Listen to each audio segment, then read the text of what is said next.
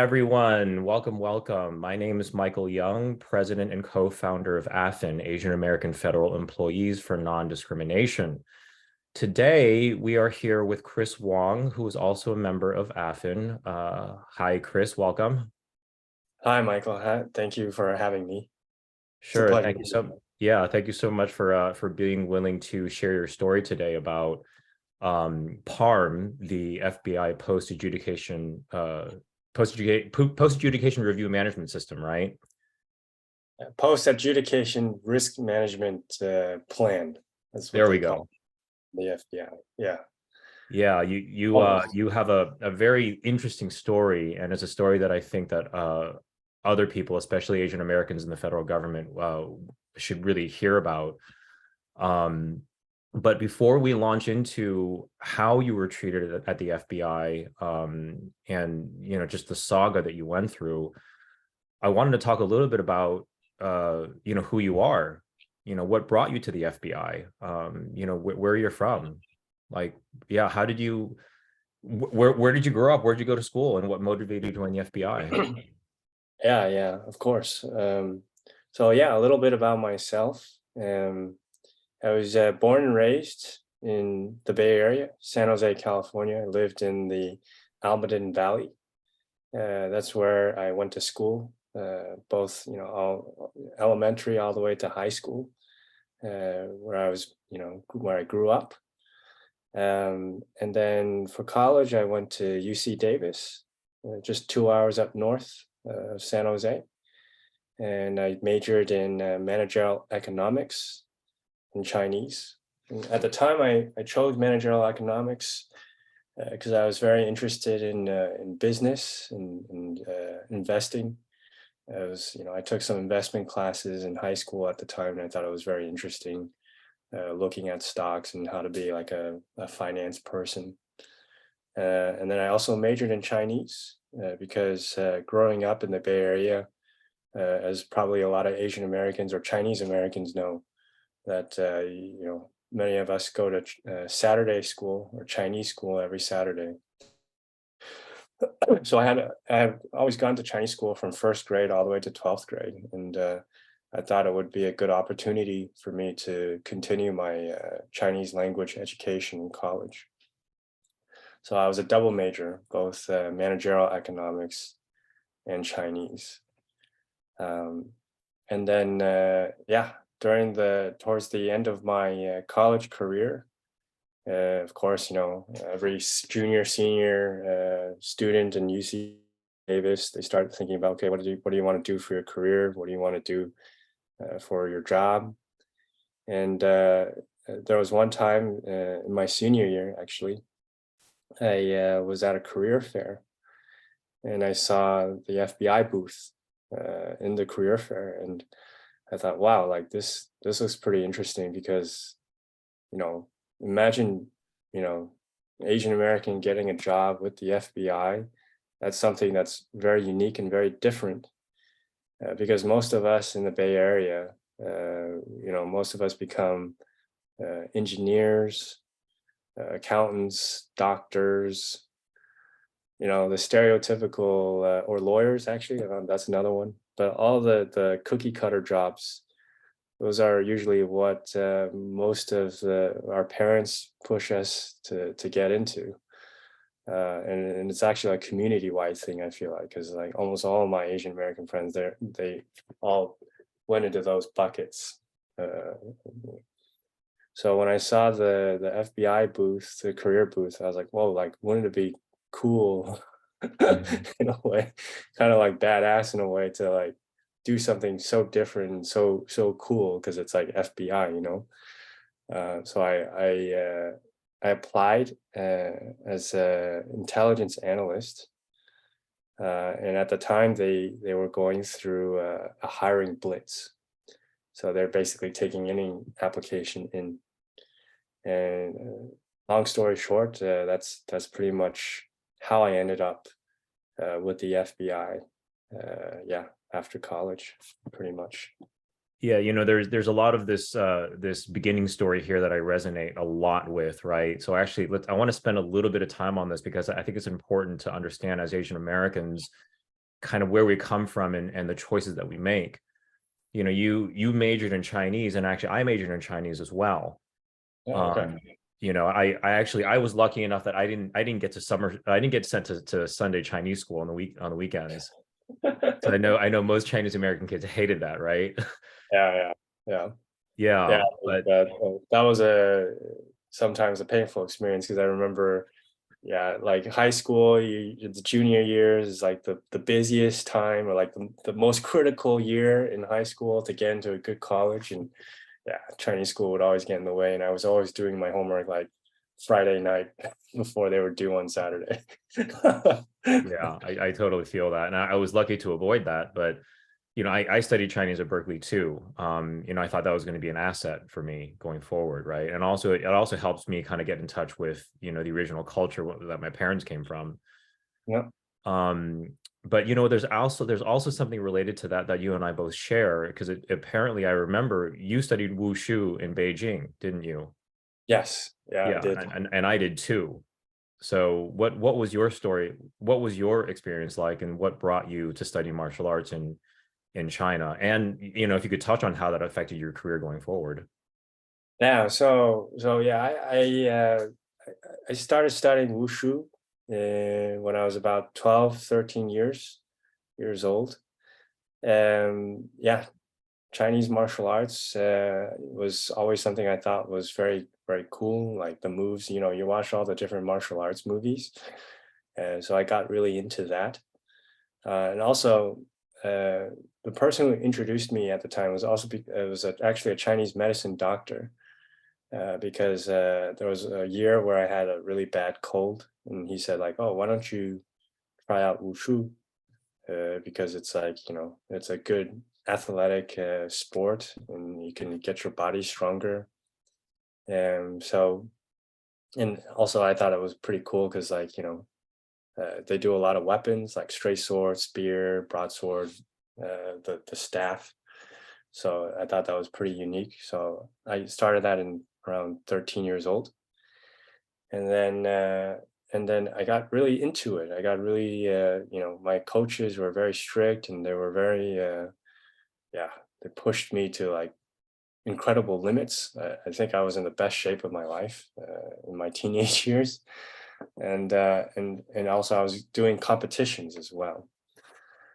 So when I went into college, that was the time where during the summertime, some of my wushu friends uh, got some connections in Beijing, in the Beijing Sports Institute, to study, and they asked me if I wanted to join.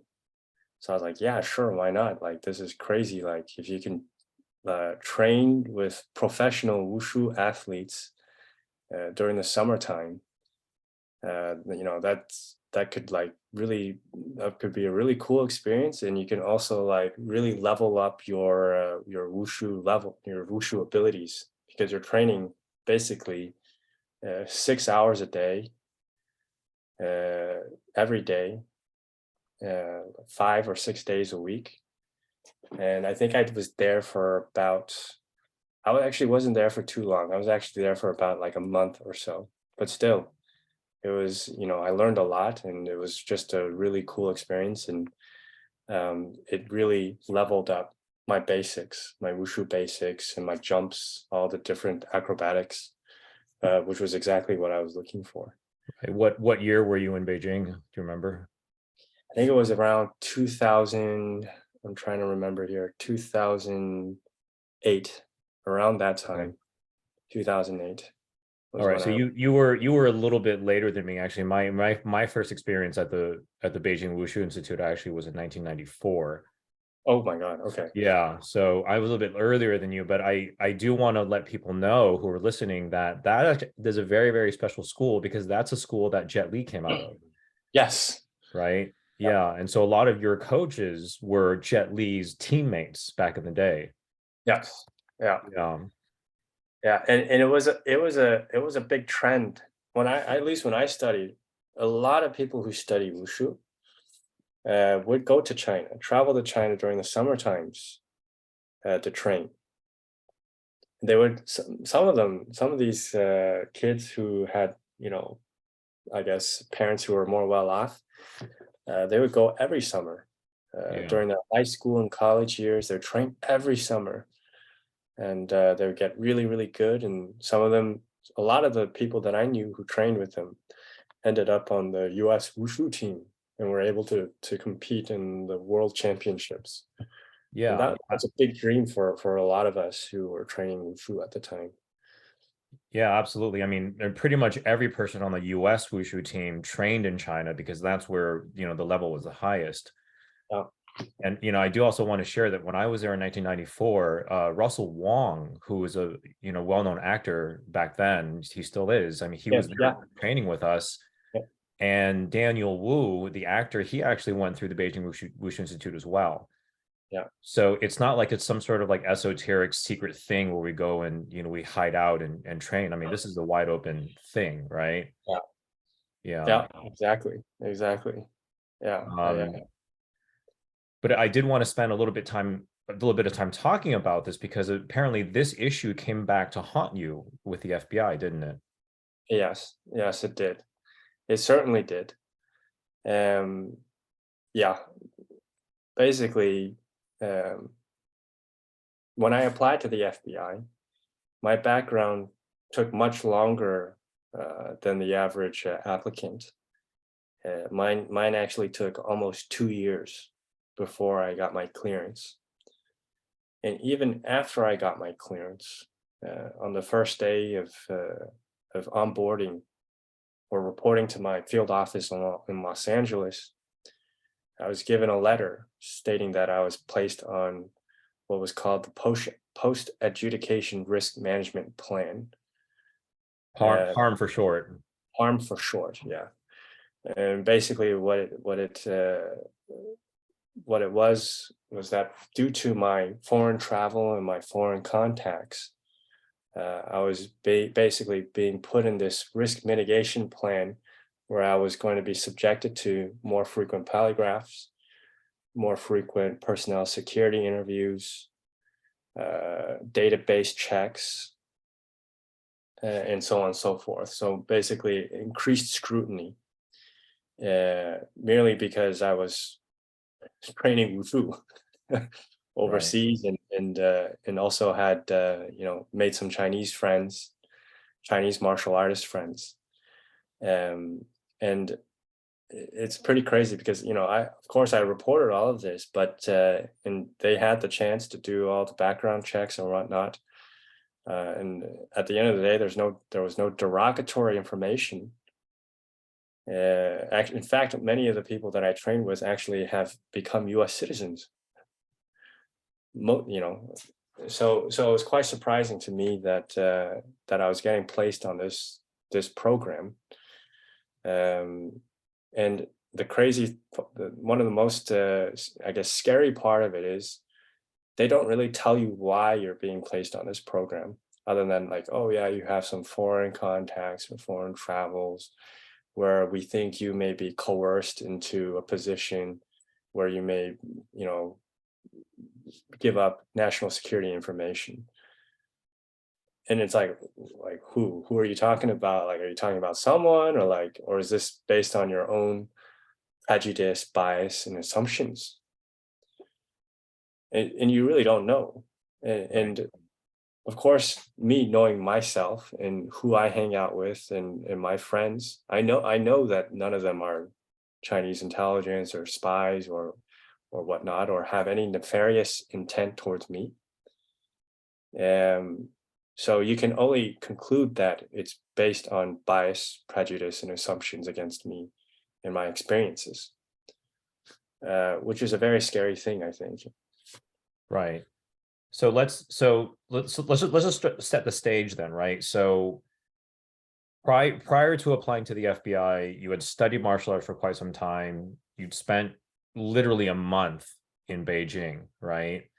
Yeah, And you've developed some, some foreign friends. And like many of us, especially those from immigrant community, a good majority of the people that we know may not be US citizens. yeah, Um, And so as you're applying to the FBI, you mentioned that, you know, your security clearance process took a lot longer than usual, right? Yes. Okay. Um, so let's actually kind of go by the timeline. So I'm looking at what you shared previously. And it looks like you started the your time at the FBI in September of 2011, right? That's correct. Yeah. Okay. And then so take it from there. Like, so how what was the process like to get in, and when did you begin feeling like a sense of, I guess, unequal treatment, or there's something about your background that you know made your application stand out to them? Yeah. So yeah, actually, uh, ever since the background check was initiated, so that 2 year background check to get me in and onboard me into the FBI. That So sorry. process, So just to stop you there. So this started in 2009 because you started in 2011, right? yeah, Got it. exactly. Okay. So starting in 2009.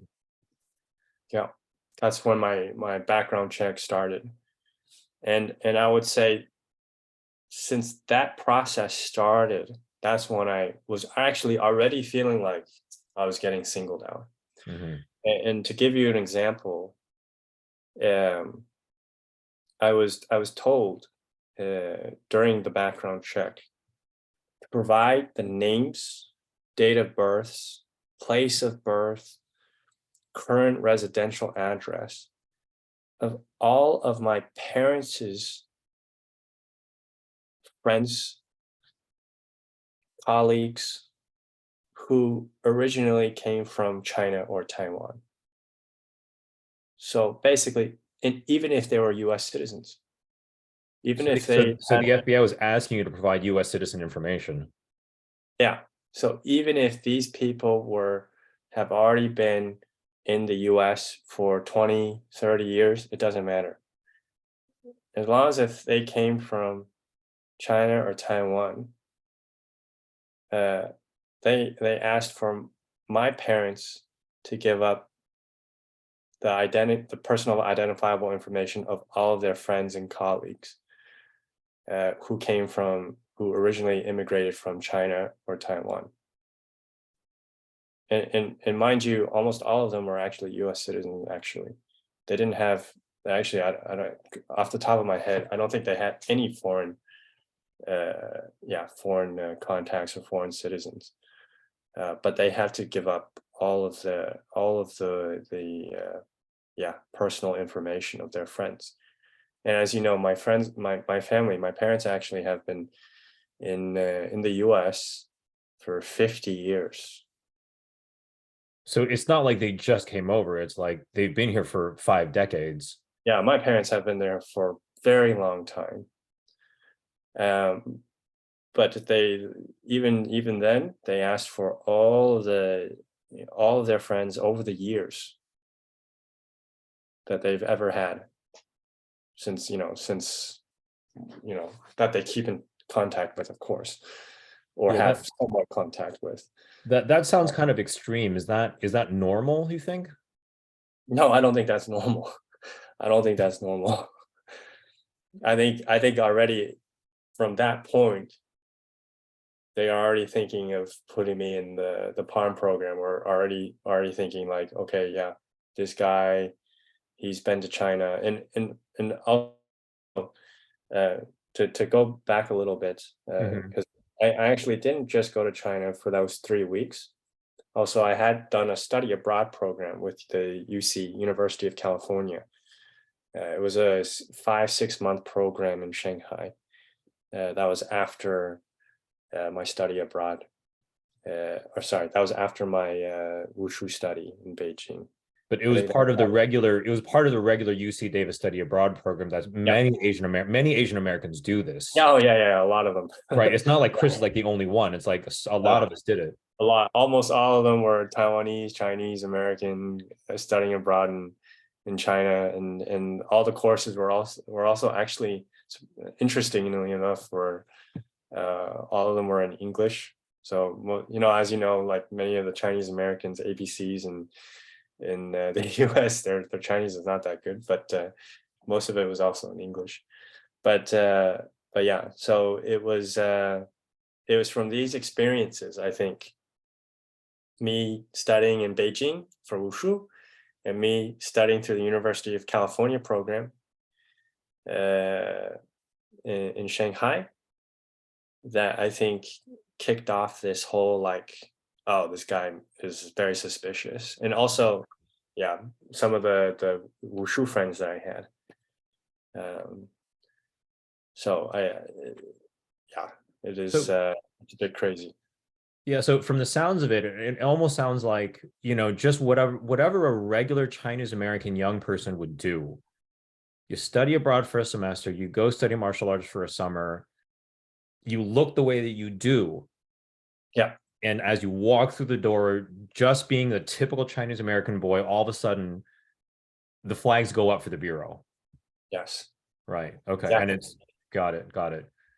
Which actually is kind of scary because, that means that, any Chinese American person who applies to the FBI, the similar who are young and, coming out of college and have these kind of experiences, they may be up against some unfair barriers. Yes, they will for Okay. sure. I almost guarantee you'll probably experience pretty much the same thing I experienced. Okay. Yet you still get hired and you start in 2011, right? Yeah. Okay. And then so what happened after that? Like what was your experience like going forward from that point? Yeah. So I was placed under PARM on the first day when I onboarded or reported to the LA field office. And they gave me the PARM letter and they tell me I'm being put on this risk mitigation plan. This is after you've been cleared for hire. And then they tell you that, yeah, in the letter, it also states in the letter, but they also tell you in person that this doesn't mean this doesn't mean that you are under any suspicion, or this don't take this as something that is career restricting. This isn't adverse action on you, basically. So you got that letter as soon as you joined the bureau. Yeah. Okay. As soon as I joined the bureau, the first day, I get in the security office, they gave me this letter, It's almost basically. it's almost saying it's almost kind of like saying, hey, you're in, but you're not really in. Yeah, you're not part of the normal crowd. Basically, you're basically getting singled out and put into a box. And did you know other people who are also under the same program? I knew, I heard, yeah, over the years, I heard inklings of like people who knew people who were in the PARM. I think I knew one SSA that was in the PARM.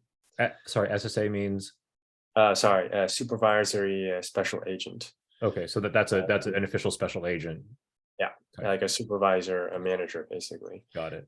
I heard of one he was in PARM, and I heard like, yeah, inklings of like, yeah, some of the, I think yeah, so people, friends of friends who were in PARM, but not actually didn't know very many people personally who was also placed in PARM.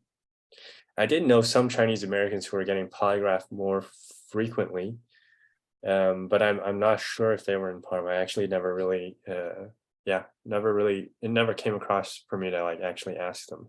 Okay. But yeah, So I'm looking at your timeline here. So you started employment in September 2011, and you mentioned in June of 2013, about a year and a half later, you had your first, was it a counterintelligence polygraph? Like what was that about? yeah, it's a counterintelligence polygraph. So at the time, they told me before they issued this polygraph to me, they told me, oh, I was called in the security officer and off security office in LA, and they told me that I'm, of course, I'm on this PARM program, and they want to see whether or not I can be taken off this program, or how they should approach this plan for me. And they said that I may or may not get polygraphed. as part of this assessment. And of course, I'm thinking like, yeah, right, okay, you probably want to polygraph me. So like a week or 2 weeks later, I get called back in, like, okay, yeah, we've decided we're gonna give you a polygraph. It's like a counterintelligence polygraph, and just to see, whether or not we can get you off PARM.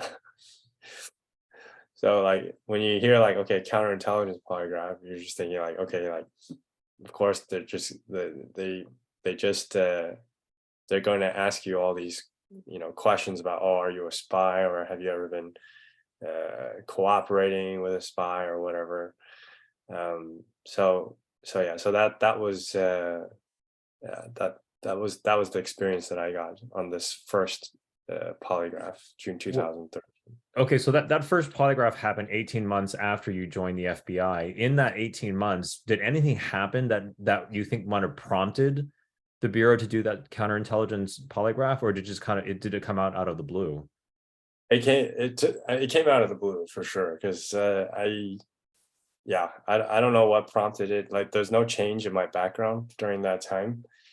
But again, when you're in the PARM plan, um, you in the bullet points, in one of the bullet points in the letter, when you're in the PARM plan, you can be subjected to more frequent polygraphs. That's like a routine, kind of like a routine approach, investigative approach.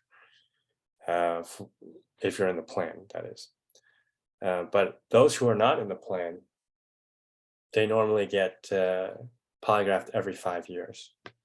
But because I'm in this special plan, I get polygraphed every year and a half. Yeah.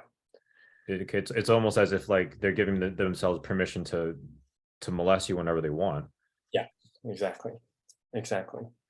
And I noticed in the timeline that you shared, you had a polygraph in June of 2013, and you had another one in July, like Yeah. immediate month after that. Like, what happened there? Like, why did they polygraph you twice? Yeah, because the June one came back inconclusive. Yeah, they just didn't have. I guess I don't know how it works really, but the results just didn't go through. And then they did another polygraph. Yeah, I think the timeline is July, or like a few weeks after. Mm-hmm. And from that polygraph, the guy just pretty much started saying like, "Ah, you failed. There must be something wrong with your background. There must be something you're hiding. You're not telling me. What is it? Like, what's going on? Is it like, is it your, like, your friends, your contacts? Could it be like, your parents? Like, what could it be? Like, you gotta tell me what it is. Like, there must be something. And Like, in who have that you been moment, in contact with? Basically, what are you thinking? I'm just thinking like, no, there's nothing going on. Like, what are you talking about? Like, I don't know um why you're harassing me like this. I'm freaking nervous in this polygraph, but this doesn't mean I'm lying to you. And just basically, get off my back, basically. Like, I really don't know So why basically, I mean, why you you're hadn't, harassing. yeah, you've been working faithfully at the FBI. You hadn't done anything wrong. No. Nothing in your background changed, and all of a sudden, this harassment begins, right? Yeah, Okay. exactly. And it was very disturbing, extremely disturbing. And it's very scary in a way, because it's like, it's almost as if people can label you in a certain way when it's completely not how it is at all. Like, people can say like, yeah, I'm going to just label you as like an untrustworthy spy, Hmm. when the reality of it is like, I'm really just a normal person, like, just doing my day-to-day job in the FBI. And that's a really scary thing, without any basis or anything, and people accusing you of something that you're not. Yeah, it's almost as if that person is projecting their implicit bias onto you simply because of the way that you look. Yeah, Yeah. exactly. Exactly. So there, those two polygraphs happened within a month of each other. And then it seems like maybe nothing happened for a year because you said in September of 2014, you applied to become a special agent, right? Yeah. So what happened after that polygraph and before you applied to the special agent? And how did that go, that application? Yeah. So yeah. So I after that polygraph, they told me that I failed. And I said, okay, would this affect my agent application? The polygrapher was like, I don't know. I have no idea. I'm not part of that process. But I was still on board. Like nothing happened, right? Like I was still working. And Wait, so hold on a second right there. So you failed the July polygraph, but the bureau kept you on. yeah, they kept me on. Yeah. And that They how does say the result is failed, but I mean, it shouldn't be a fail. It's like, it's a false positive. But they kept me on because they don't have any information. Like I think per policy, they have to like find some kind of derogatory information to like actually like kick you out. You can't just like based on polygraph results only. Um, that's the official policy that they can't just kick you out like that. right? And on this point, as I understand it, in polygraph results actually are not admissible in a court of law, right? No, it's not.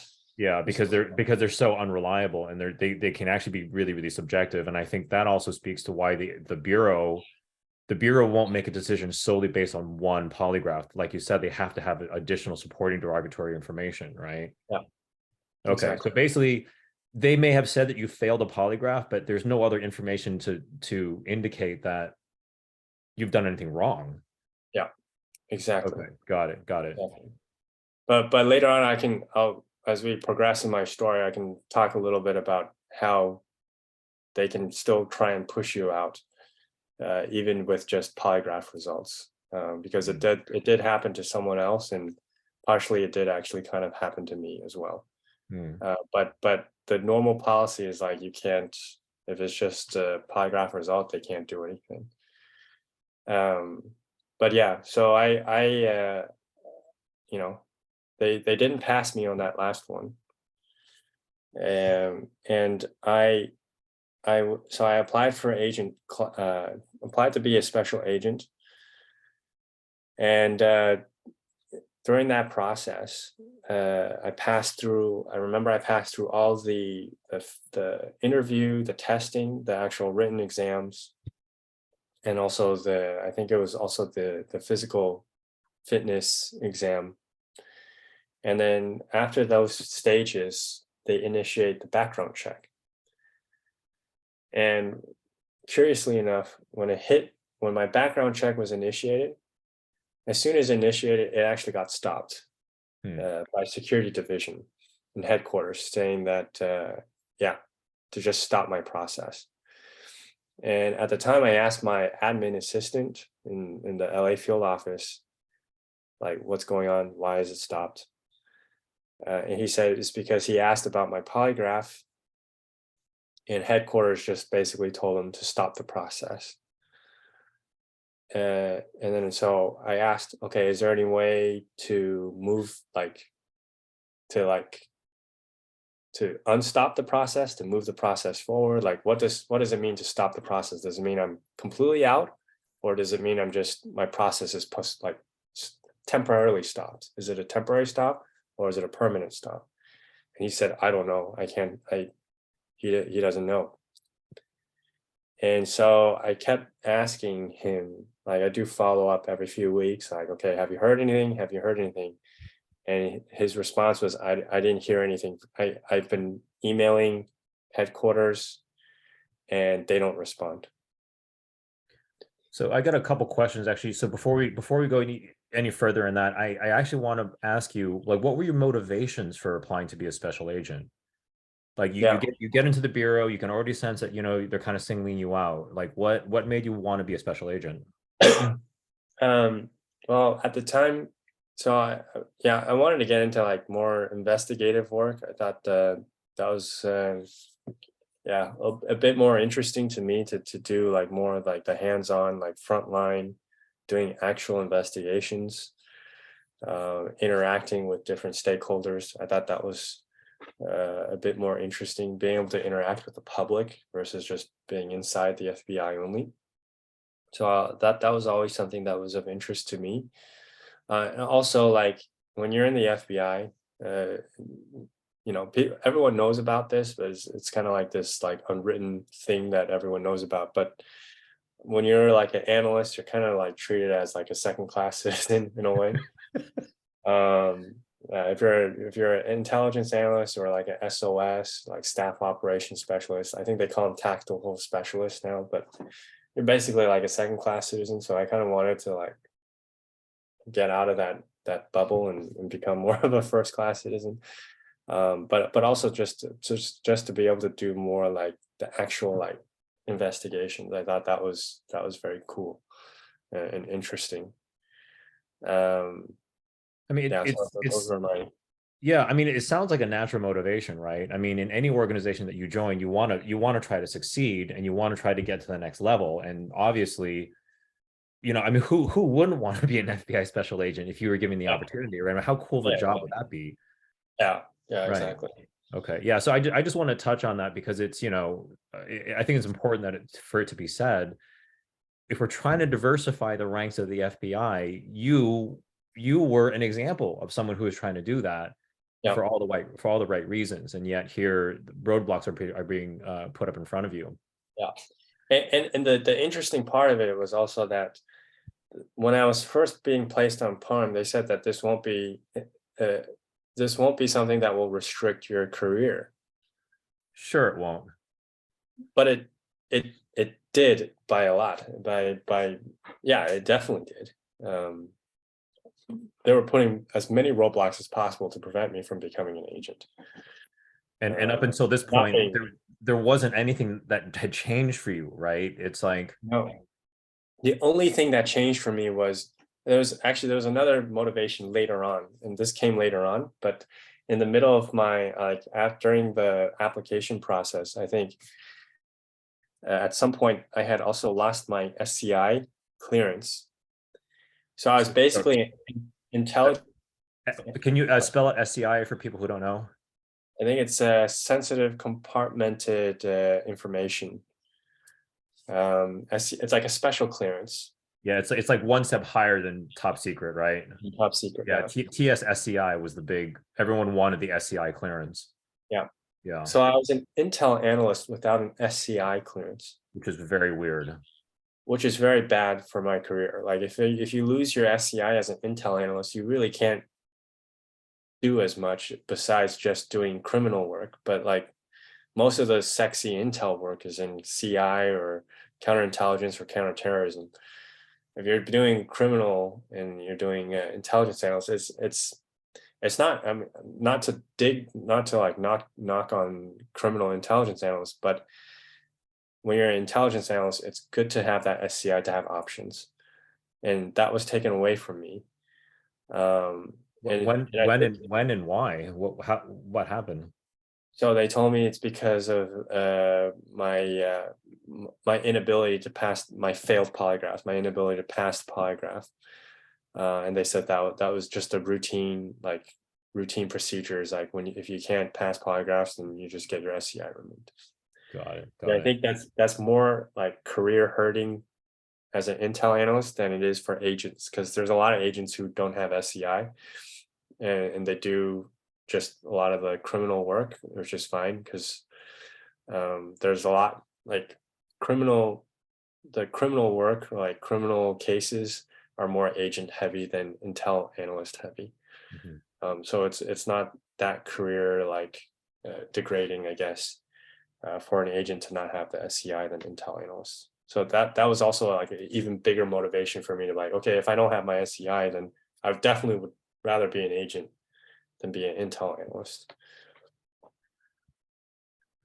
Yeah, thank you for touching on that. I wanted to get back to the timeline just a bit because I'm seeing here that in September 2014 you applied to become a special agent, right? And then literally 3 months later, there was a follow-up counterintel polygraph from the first two polygraphs that you quote unquote failed, right? Mhm. Like what happened with that polygraph? So 3 months after you applied to become a special agent, you had another polygraph, right? Yeah. Like what was that about? How did that come about? Did something change? Yeah, so that one was an interesting one. I had just gotten back from my trip. I think I went to Thailand, Malaysia, and Cambodia, I think. If I remember, I know I went to some foreign trip. And and I think it was when I went to Malaysia, Thailand, and Cambodia, I went with my friends.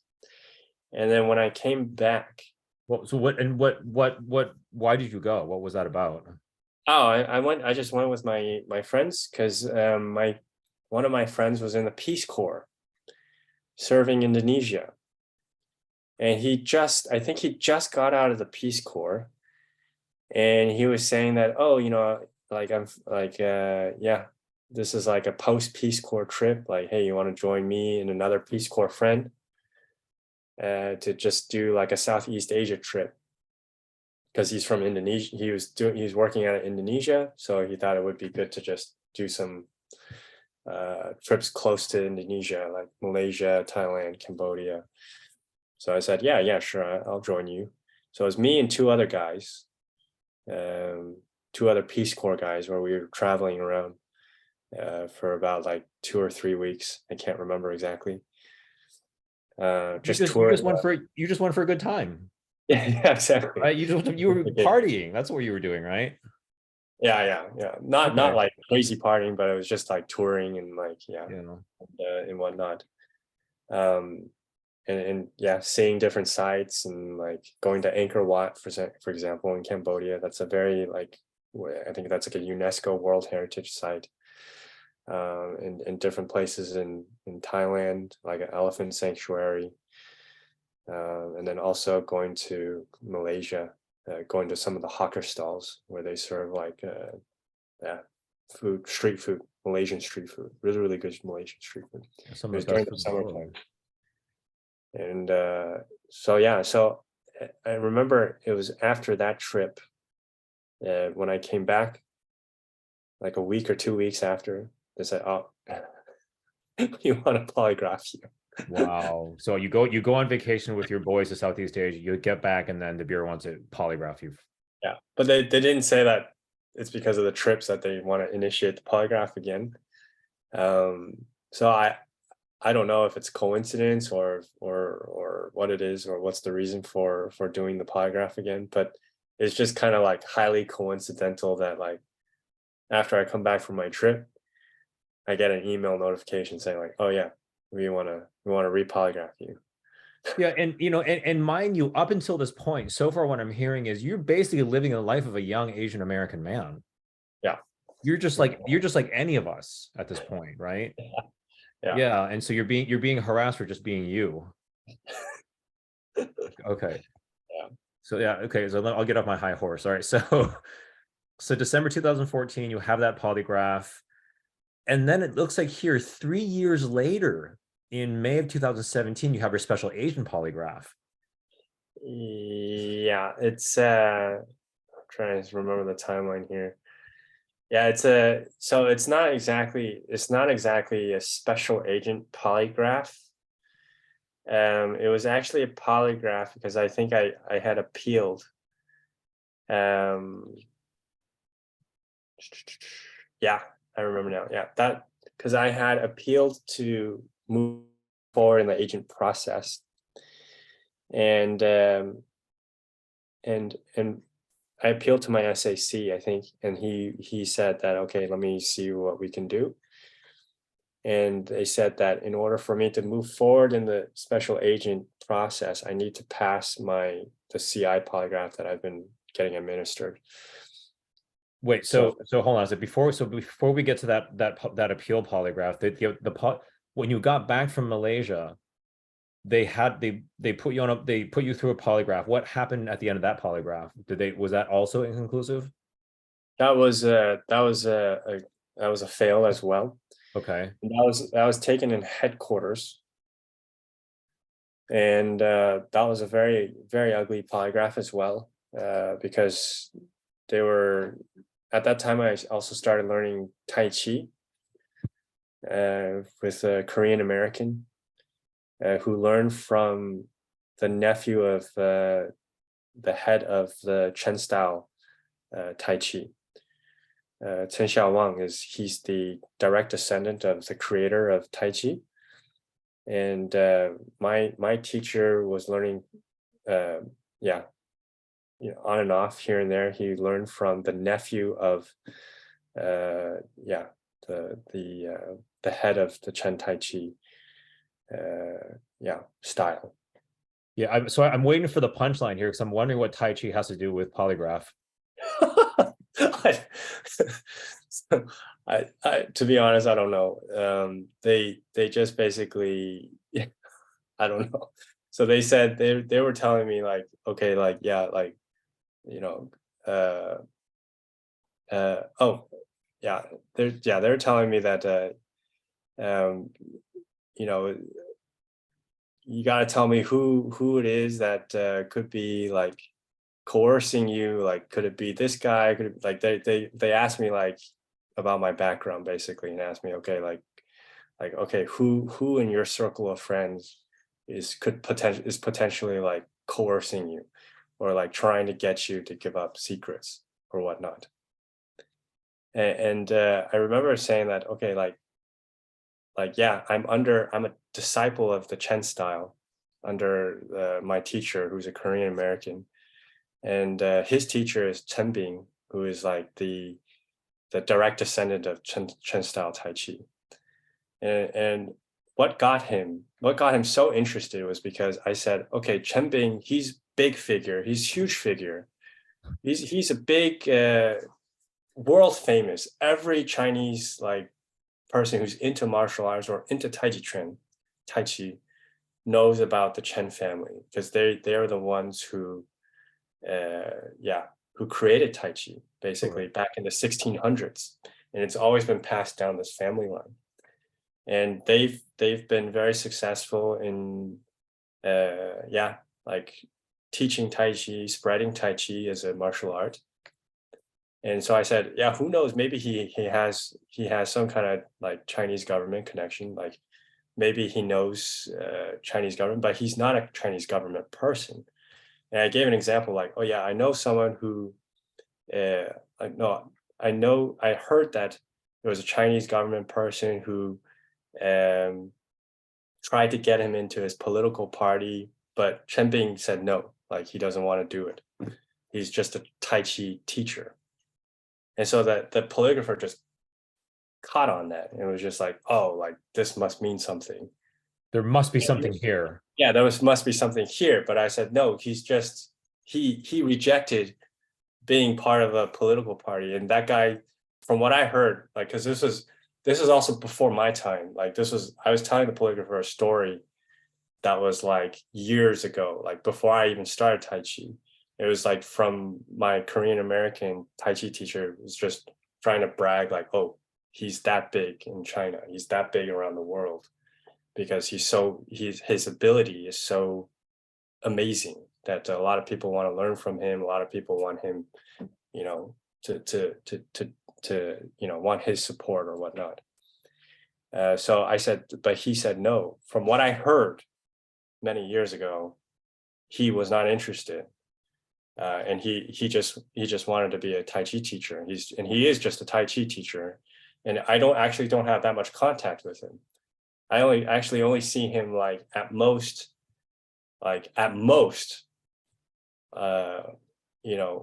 once a year, if not that.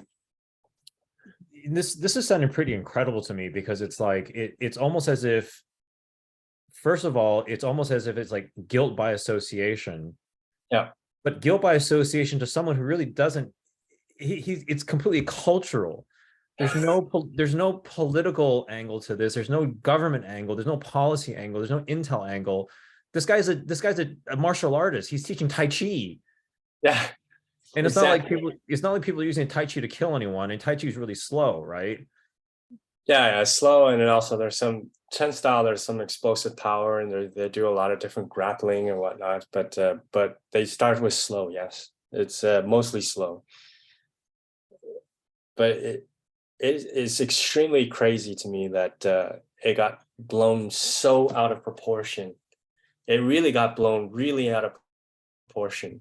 And I was being very honest, very, very direct and honest with this polygrapher.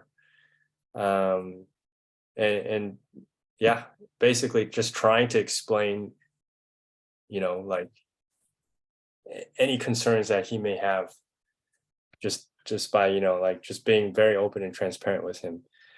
But it got, I don't know if it got skewed into a different way, or like it got interpreted into a different way, but at least from what I got in terms of like the progress of my agent application, it certainly looked that they were still suspicious of me.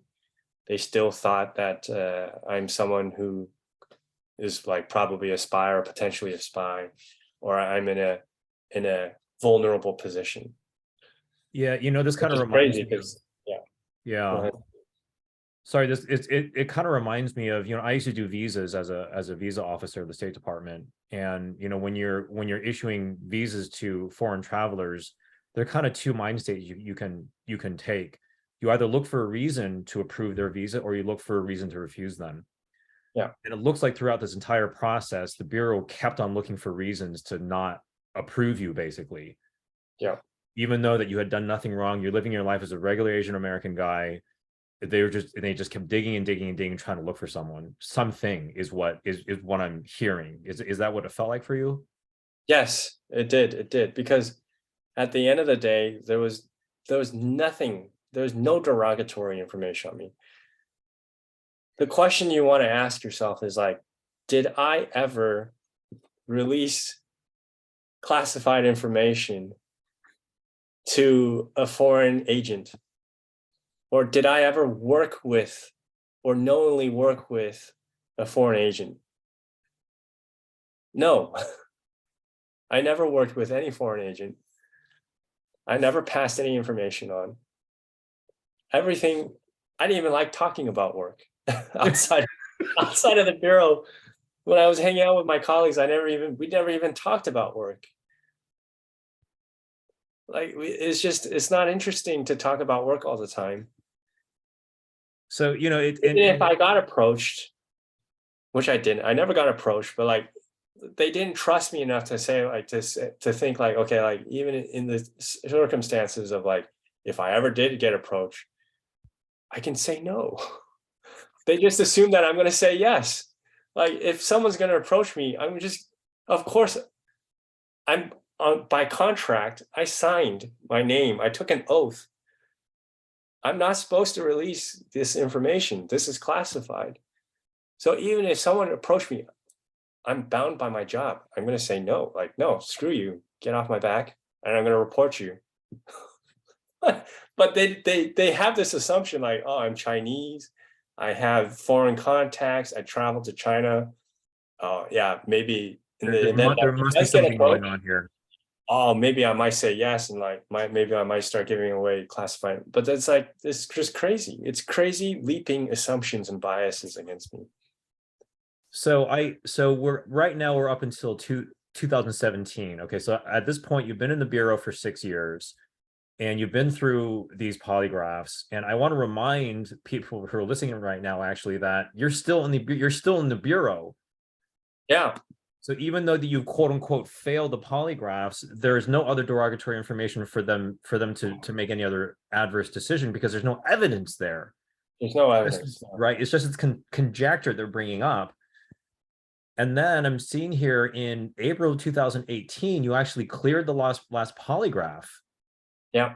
And then about 8 months later, you have a security interview, right? For your special agent status. Is that what happened? Yeah. So I cleared my last polygraph because I don't know, I don't remember which department it was, but one of the departments told me if I pass polygraph, then I can move forward in the agent process. Okay, so you did eventually pass a polygraph, Yeah, right? I eventually passed the last one. It was in headquarters, I remember. And they said, okay, yeah, you can move forward in the process. So I finally start moving forward in the process. They do the interviews. I give up. I fill out my SF-86 form, and then when it gets to Sorry, by adjudicate, the SF-86 form, by the way, for people who don't know, is that your security background form that you have to fill out. yeah, Yeah, yeah, okay. security background form, and then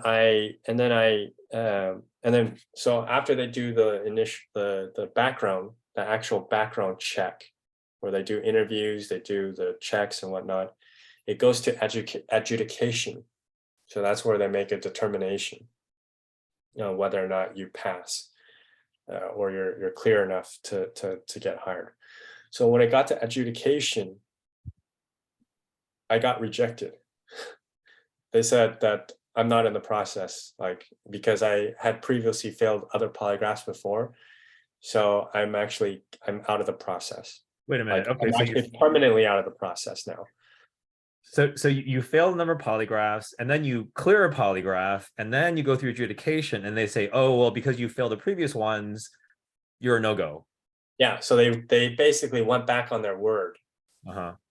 saying that if you pass the polygraph, you can go through the process and you can get, you should be able to be an agent. But then eventually I pass the polygraph, they do the background check, they actually make me fill out the background check form, they do my interviews, everything. And then at the end, they said, no, you're out of the process. When it hit adjudication, they took out my application. They said, no, I can't be an So agent. okay, so I'm gonna just stopping really quick right here. I mean, from what I'm hearing, it brings me back to my days in high school where, I called the same girl 4 times asking her out, and each four of the times she said no, she's not Yeah, going to go out with me. yeah. At this point, you must be feeling some frustration. What's compelling you to keep going on this after you've been told Um, so many times?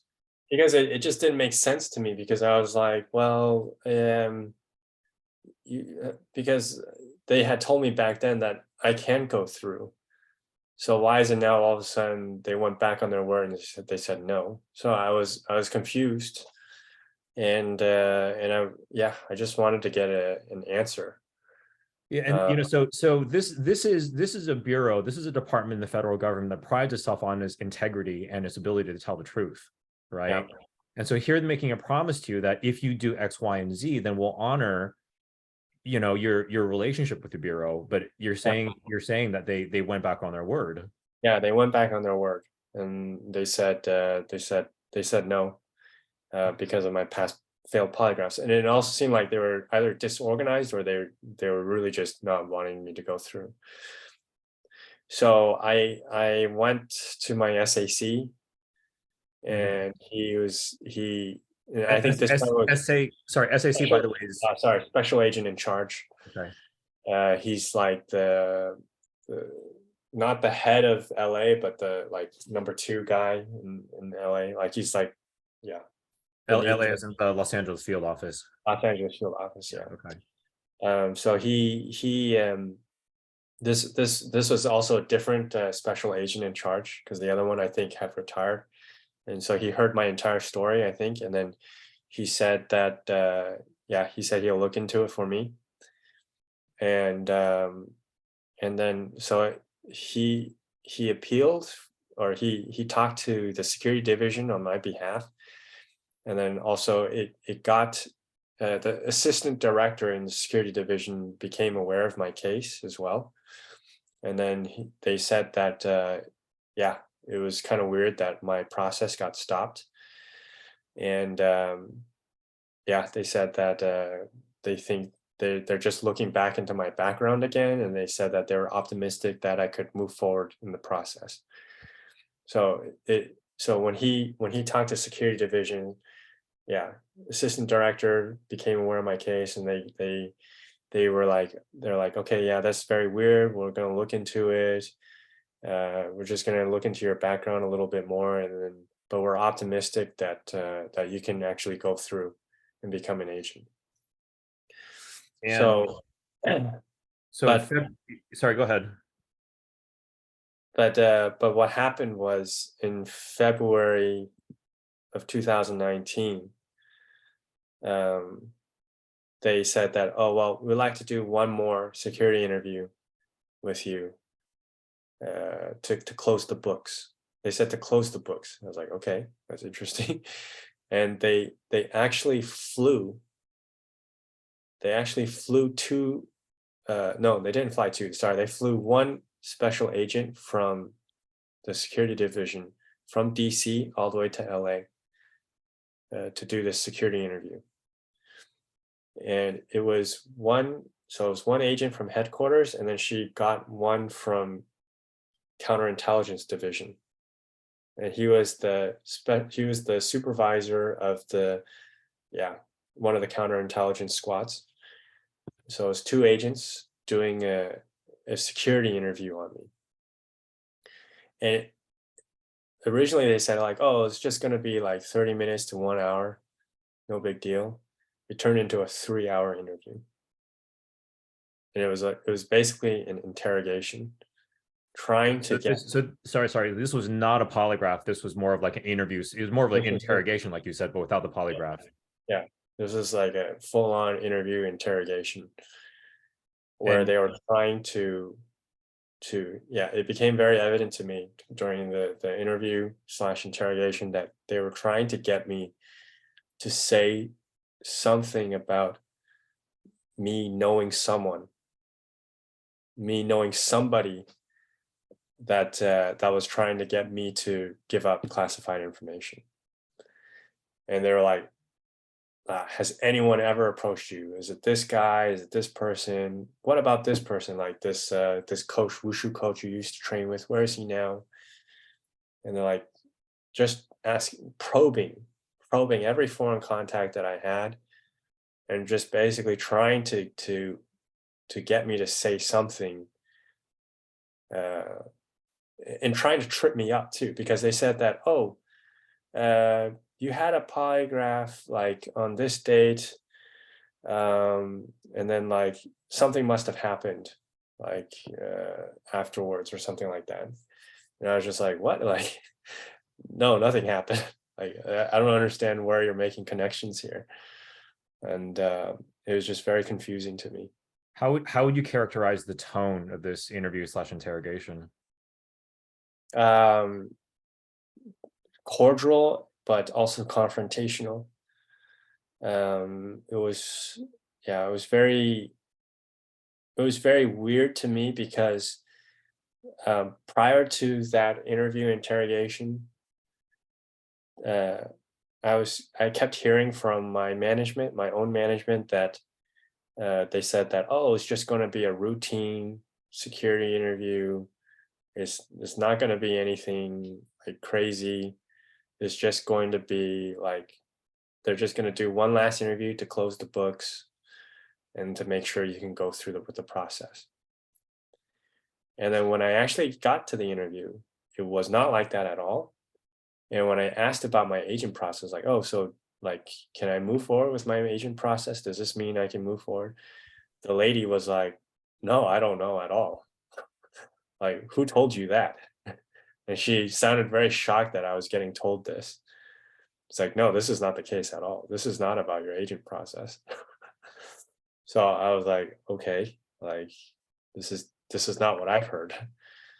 And it was very weird to me. And then it got very like confrontational again, and very like, okay, yeah, who, like like yeah, have you ever been approached? Like, who's been approaching you? Blah blah blah blah. So at this point, so that was in February of 2019, and you joined in September 2011. So I want to remind anyone who's listening that so it's been about seven, maybe 8 years, and you've been through one, two, three, four polygraphs at least, and then numerous interviews. I've been through one, two, three. 1, 2, 3, 4, and 5. So 5 polygraphs in the span of 2018 about was my 7 last one. years, right? Yeah.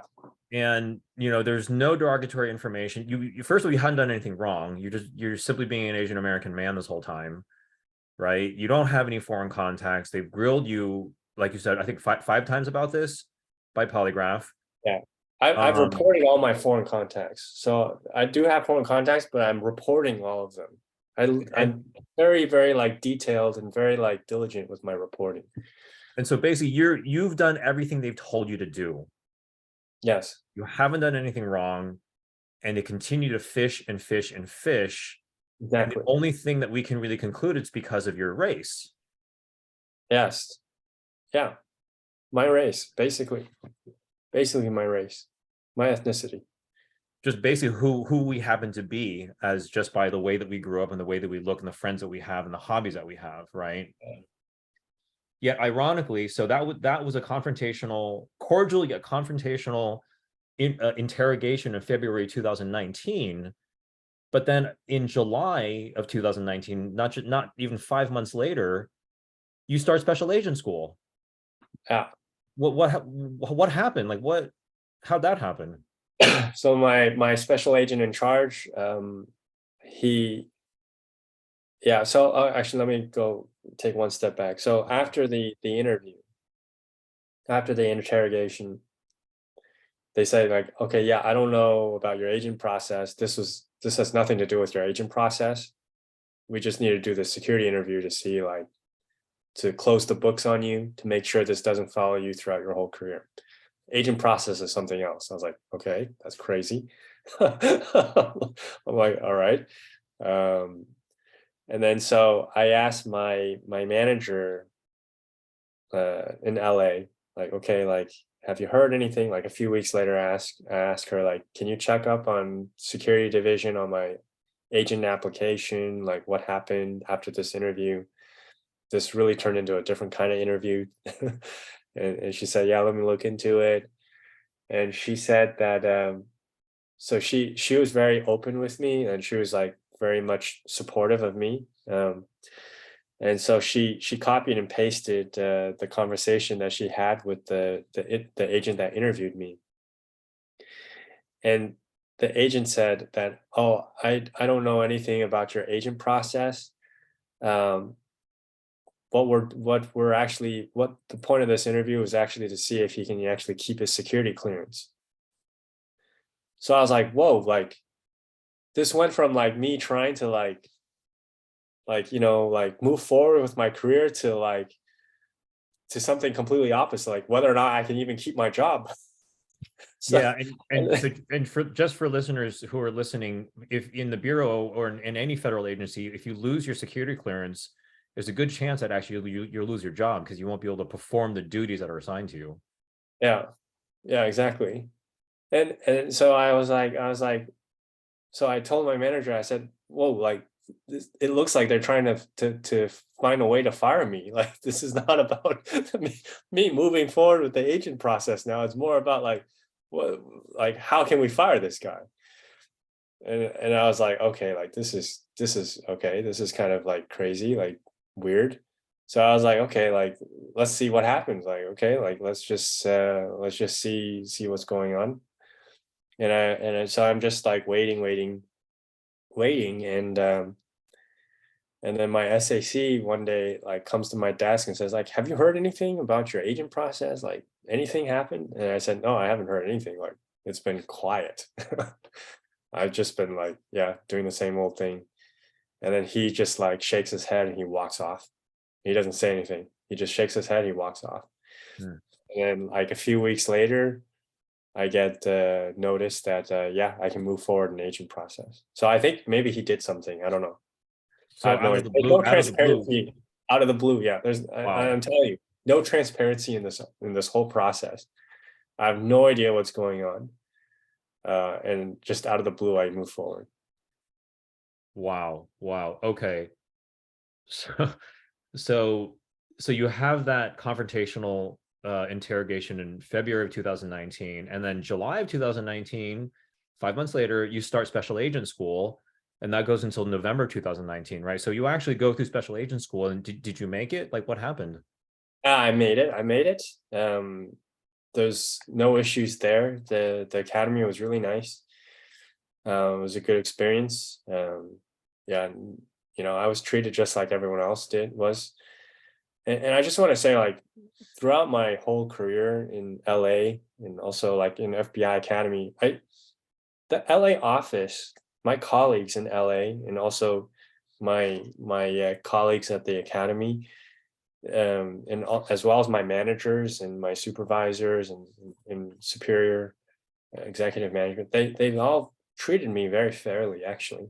Like, I don't have any gripes or anything to complain about with them. They all, they all interact with me. They know me as a person. They talk to me. They know who I am. They get to know me, and so they trust me. I know they trust me. The people in LA, the people in the FBI Academy, the training was great. I learned from really great instructors. They knew me, and they treated me fairly. But the problem is, like, it's the people from the security division who don't know me. They don't really talk to me. They don't interact with me. They just look at my profile and see, like, okay, yeah, this guy has some Chinese friends. Oh, he's been to China. They just basically look at my stuff on paper, and, like, basically, if I tick some boxes of theirs, then I get profiled a certain way. And that's the biggest problem. But yeah, in FBI Academy, everything was fine. It was good, and I did very well, and people treated me very well there. Everyone was very nice. And of course, there's some, like, tough training and whatnot, but everyone goes through that. It's like what everyone goes through. It's not like no one is getting singled out exactly for Sure. it. So it sounds like you had really a good experience at Quantico at the special agent school, Yeah. and I'm sure that you were looking forward actually to starting a career as a special agent. Yeah.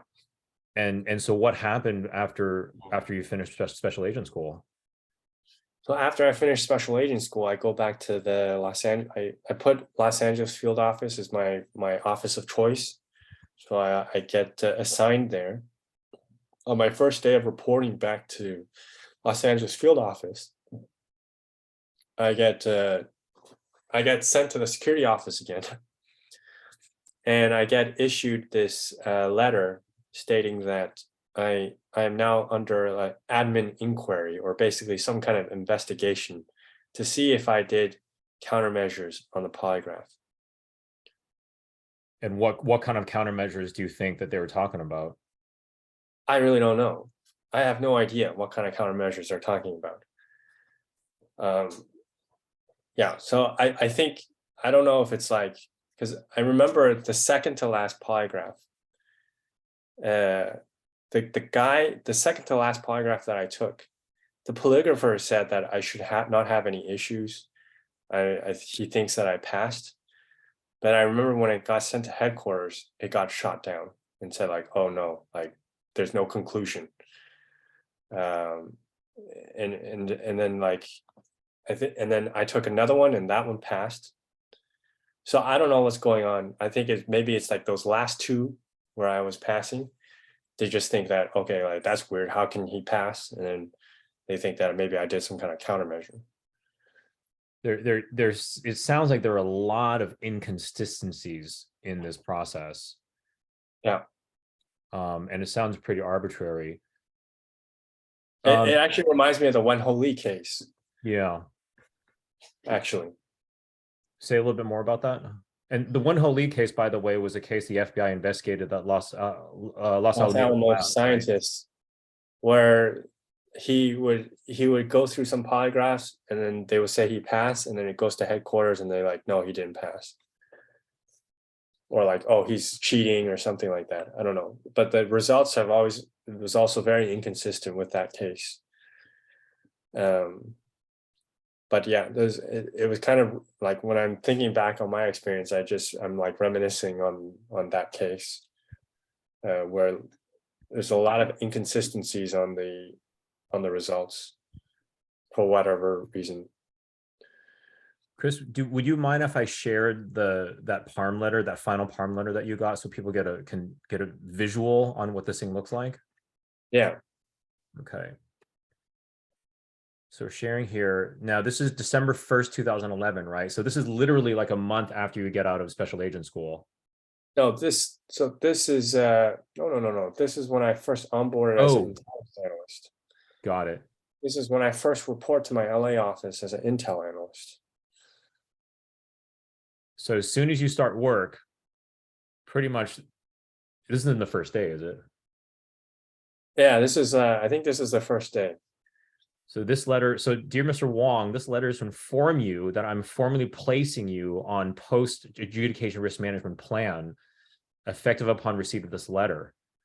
Under Guideline B, foreign influence of the adjudicative guidelines for determining eligibility for access to classified information, your foreign contacts and foreign travel create a heightened risk of foreign exploitation, inducement, manipulation, pressure, or coercion by a foreign government or foreign interest. And so, mind you, up until this point, all you had really done is go study martial arts in China, right? Yep. And then here in this second paragraph, it's talking about PARM a little bit more. And the interesting one here is, I want to assure you that being under a PARM plan is neither an adverse action against you nor an indicator that you are a threat to the national security interests of the United States. It merely means that persons in your situation may be vulnerable to pressure or coercion by a foreign interest, and the FBI is taking prudent steps to minimize any and all risks. And so, based on this, Chris, from basically being just a Chinese American guy or a young person,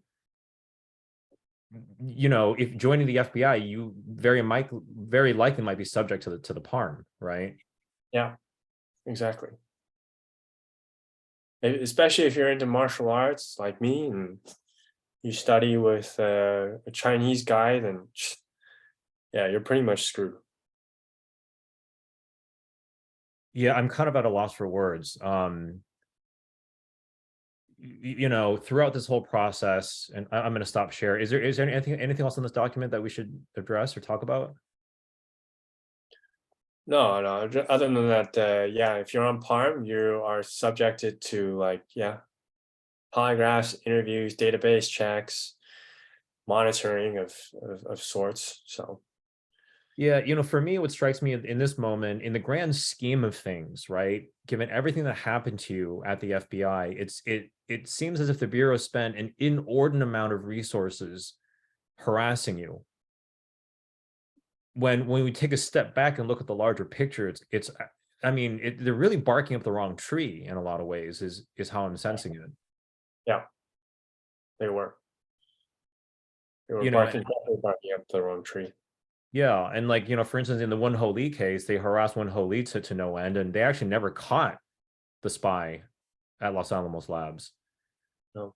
So they spent all this time and money and resources chasing a ghost, basically racial profiling on Chinese American scientists, and ended up actually not doing anything to improve national security. Yeah.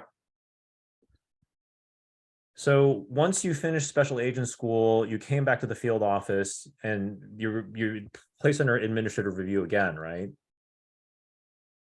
Yeah, this time it's an actual admin inquiry. It's basically like an investigation that's getting conducted through, I think, inspection division.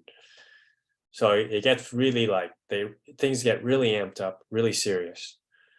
And basically they're again fishing for a way to get me fired. And as I said before, on paper, they're not allowed to just fire you based on polygraph results. However, they can fire you if they think that, okay, yeah, you use countermeasures.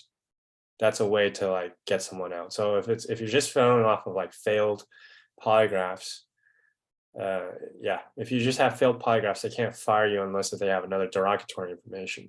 But if they think you use countermeasures or whatnot, then that's a kind of like a loophole for them to be like, okay, yeah, we can fire him through that those reasons there.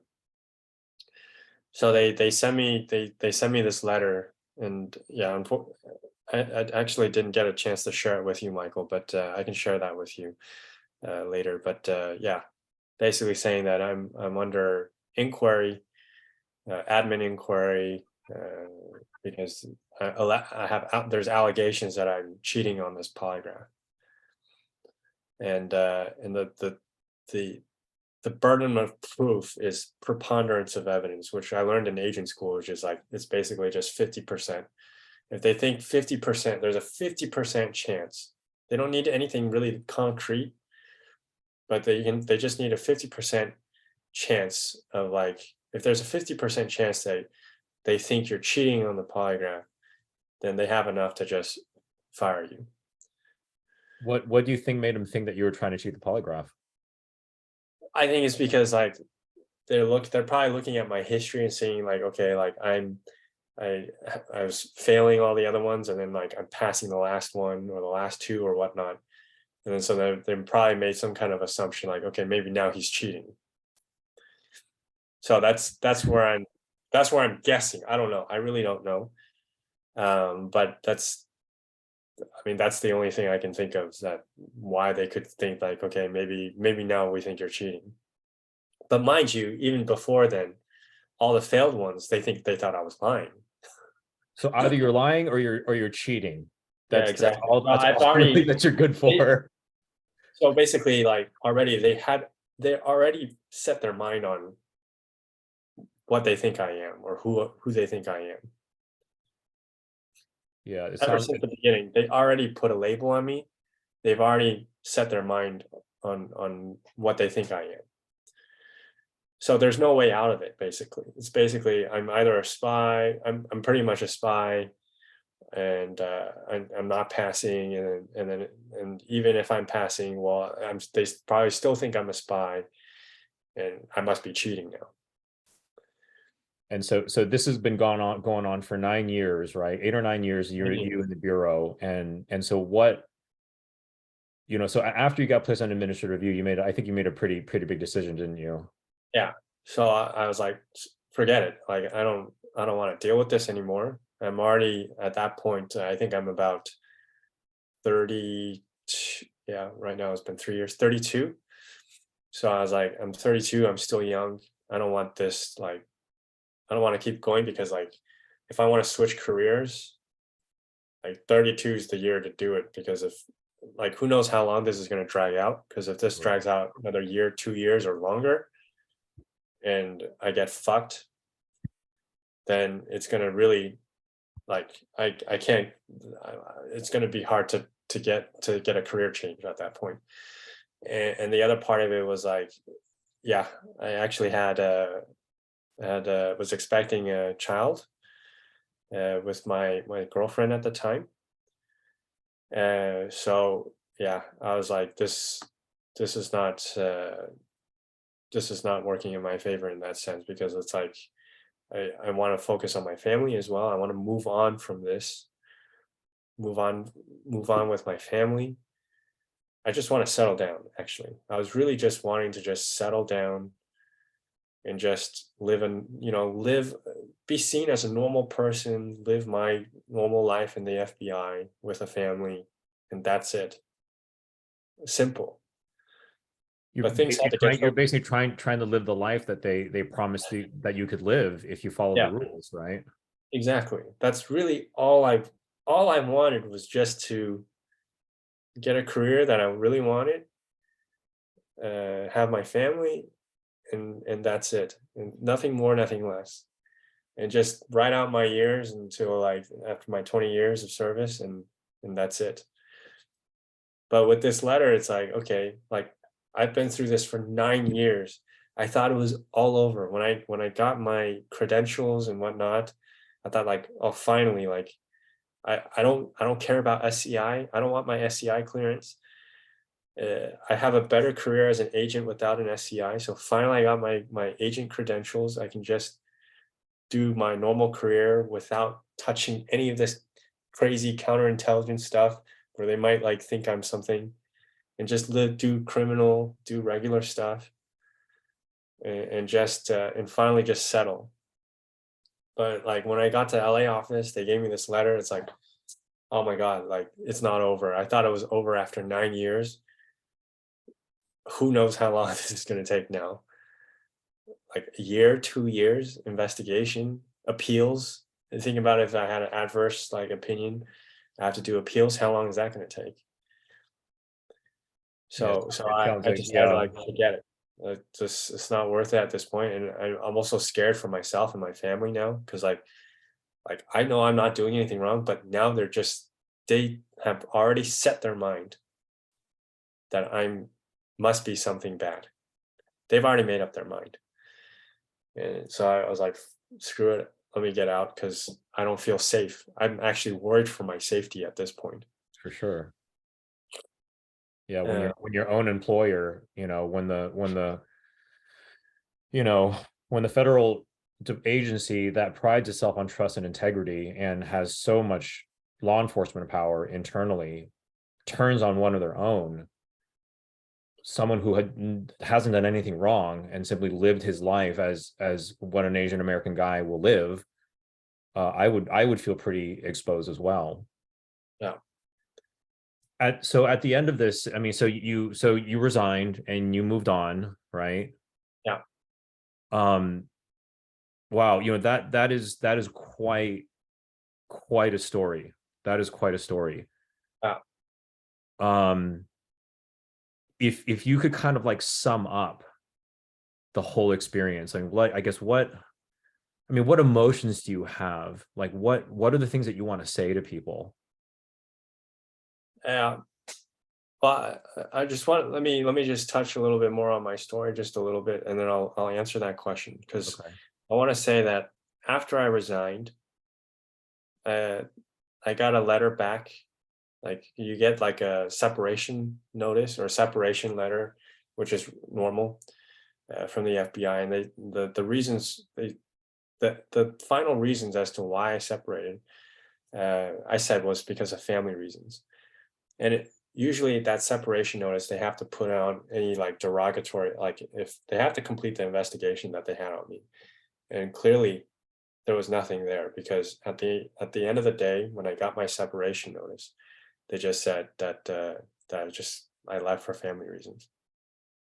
But even after that, uh, there was 2 times when I traveled abroad and came back to the U.S. because um, I traveled to Denmark because my wife is from Denmark.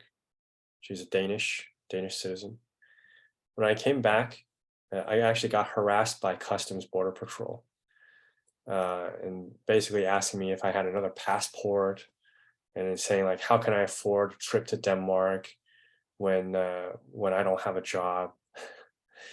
So I was actually still on their radar even after. Wow.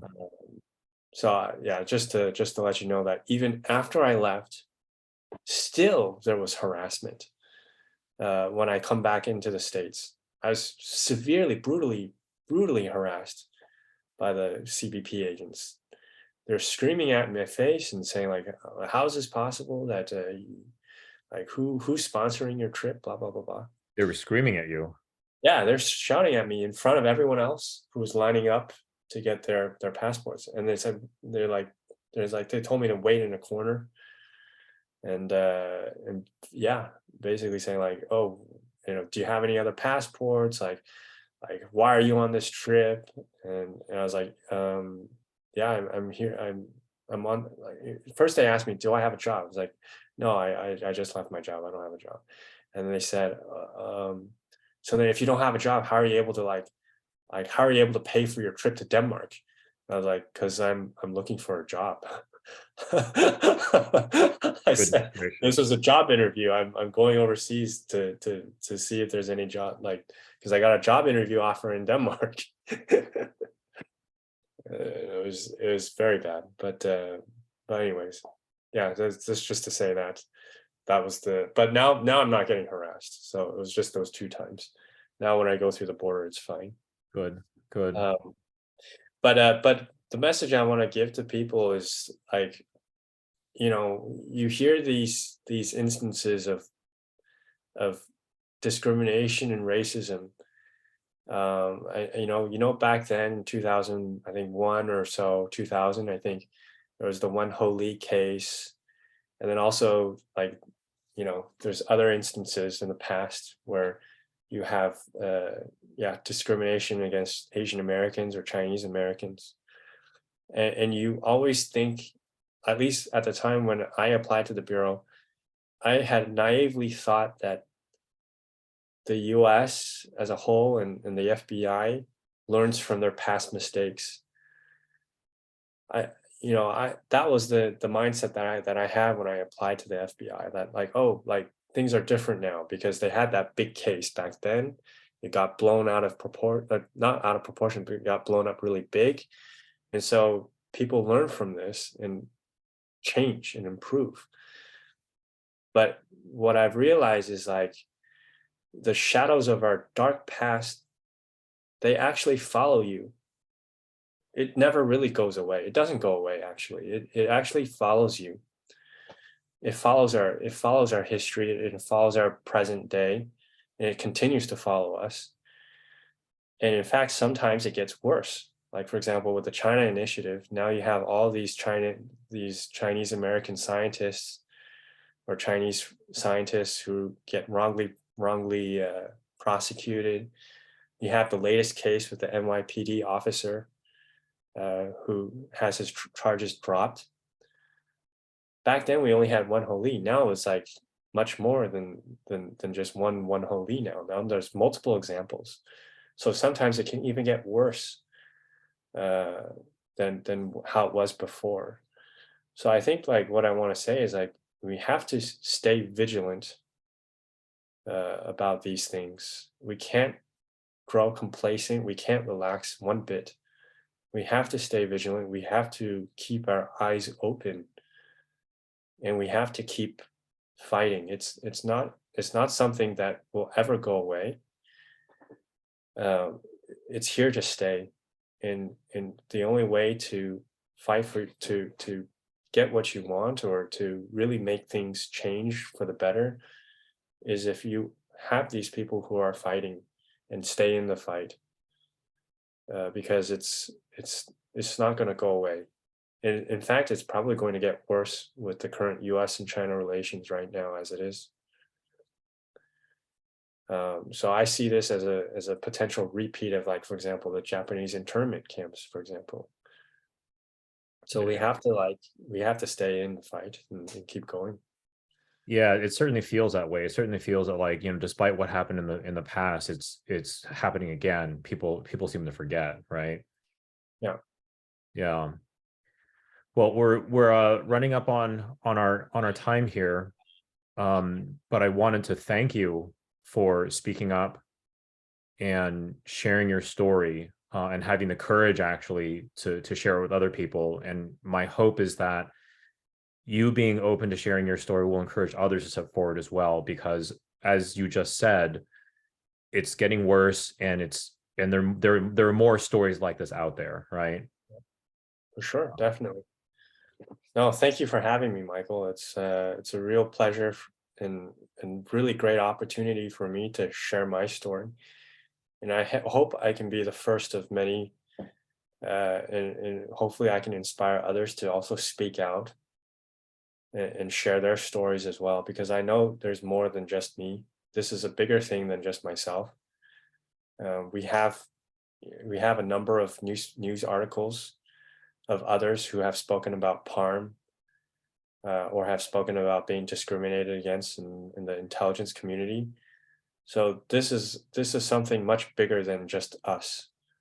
It's a big thing, and so I hope by me sharing my story, I can get others to share theirs as well, and we can connect the dots and hopefully, like, yeah, bring about some real change. Absolutely, absolutely. Well, Chris, thank you so much again for doing this today. And after this video, we will be sure to put some things into action. So, folks, stay tuned. You will be hearing from us soon. Perfect. Okay. Thanks, Chris. All right. Thank you, Mike.